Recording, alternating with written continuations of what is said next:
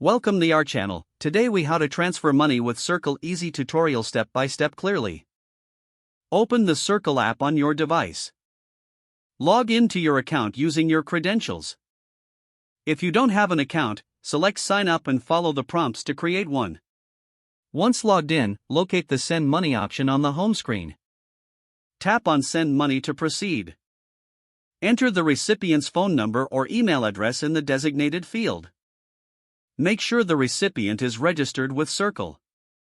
Next, input the amount of money you wish to send. You can include a note or message if you like. Review the transaction details to ensure accuracy. If everything looks correct, click on the Send button. You may be prompted to verify your identity with a security code. Check your phone for a verification code and enter it in the app. Once verified, the transaction will be processed. You should receive a confirmation notification shortly after. The recipient will also get notified about the incoming funds. That's it.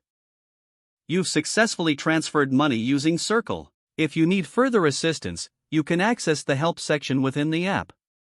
If the page does not load, refresh the browser or try again in a private or incognito window. Make sure you are using the correct email address, then retype it carefully to avoid small typos. If your password is not accepted, use the reset option and create a new strong password you can remember. Check your spam folder for verification or security emails, then complete any requested confirmation steps. Enable two-factor authentication if available to improve account security and reduce unauthorized access risk.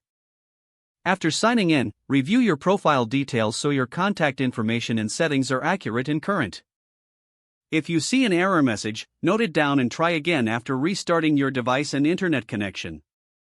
Log out when you finish, especially on shared devices, to keep your account and payment information secure. If the page does not load, refresh the browser or try again in a private or incognito window. Don't forget to like this video and subscribe to our channel for more step-by-step tech guides.